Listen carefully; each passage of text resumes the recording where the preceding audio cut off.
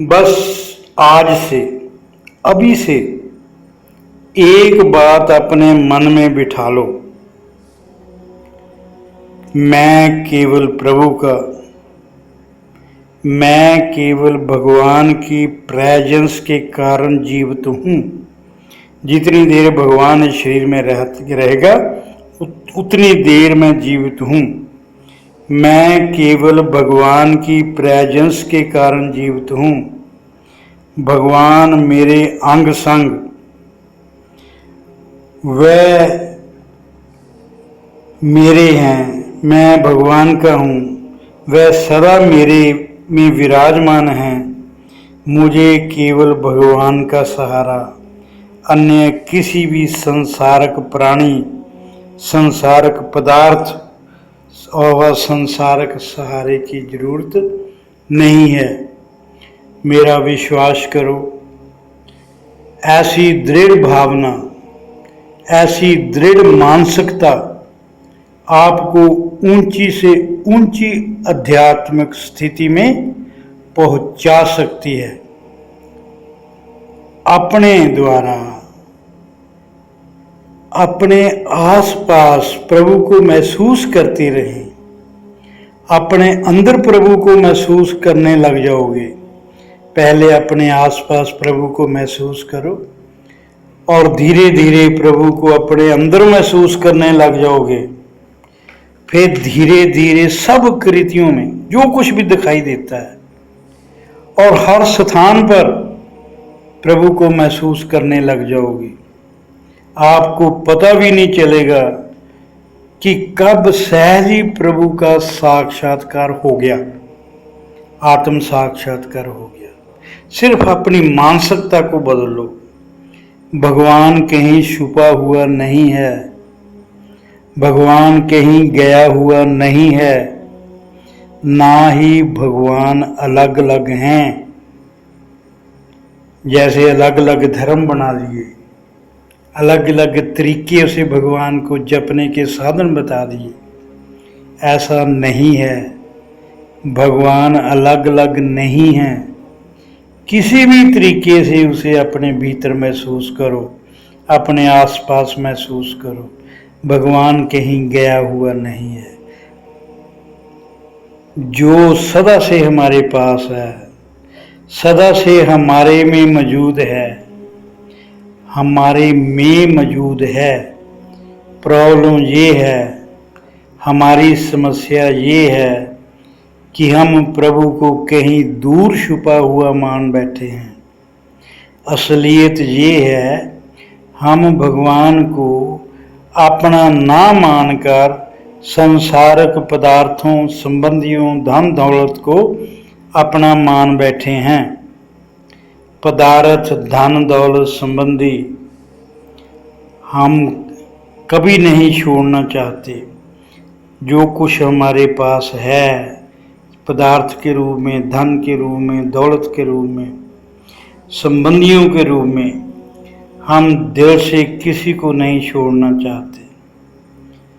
भगवान से भी हम सदा यही प्रार्थना करते हैं, ये सब हमारे बने रहें, हमारे पास रहें, हमसे छिन ना जाएं कहीं।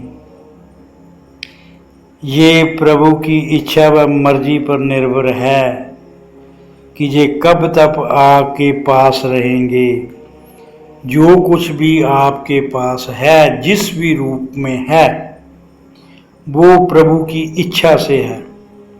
और कब तक आपके पास रहेगा, ये भी प्रभु की इच्छा पर निर्भर करता है। हमारे पास रहे, हमसे छीन ना जाए, ये हम ऐसी कामना कर सकते हैं, पर डिसीजन परमात्मा के हाथ में है। ये प्रभु की इच्छा व मर्जी पर निर्भर करता है कि ये कब तक हमारे पास रहेंगे और आप भी कब तक इस संसार में रहेंगे। आप तो अपनी मर्जी से इस संसार में नहीं रह सकते। अगर आप जीवित हैं तो भगवान की कृपा से, अपनी प्रारब्ध पूरी करने के लिए भगवान की इच्छा से आप जीवित हैं। ये आपके प्रारब्ध के अनुसार प्रभु की इच्छा पर निर्भर करता है। ये बात पक्की मन में बिठा लो और ये मन में पूरी तरह बैठाने के लिए घर छोड़ने की जरूरत नहीं, पहरावा बदलने की जरूरत नहीं। सच्चाई को समझो। जब भगवान ने आपकी प्रॉपर्टी व आपको छीनना चाहा, तब आप कुछ नहीं कर सकोगे। आपके चाहने वाले भी कुछ नहीं कर सकेंगे। आपकी धन दौलत आपको नहीं बचा सकेगी। मैं आपको घर धन दौलत दान करने के लिए नहीं कह रहा, इसको छोड़ने के लिए नहीं कह रहा, सिर्फ इतना कह रहा हूं कि मन में जो इनके प्रति आसक्ति है, मोह है, उसको छोड़ने के लिए कह रहा हूं। इनके प्रति मन में जो प्यार है, लोभ है, अटैचमेंट है, उसे त्यागने के लिए कह रहा हूं।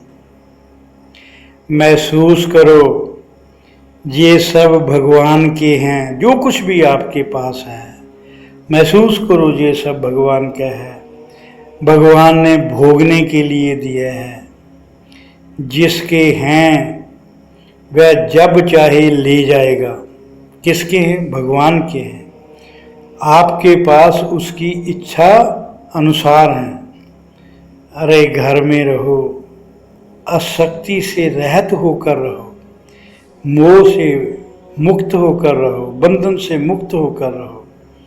घर में रहो, मोह व बंधन से मुक्त होकर रहो, पूर्ण होश में रहो, विवेक पूर्वक व सजगता पूर्वक मन की कामनाओं पर पहरा दो। मन में विकार ना उठने पाए। मन को अपना मित्र बना लो। वो जो कह ले थे ना, मन जीते जग जीत। हमको मन से लड़ाई नहीं करनी। पैर पैर पर प्रलोभन है। हमको मन को प्यार से जीतना है। हमको मन को विवेक से जीतना है।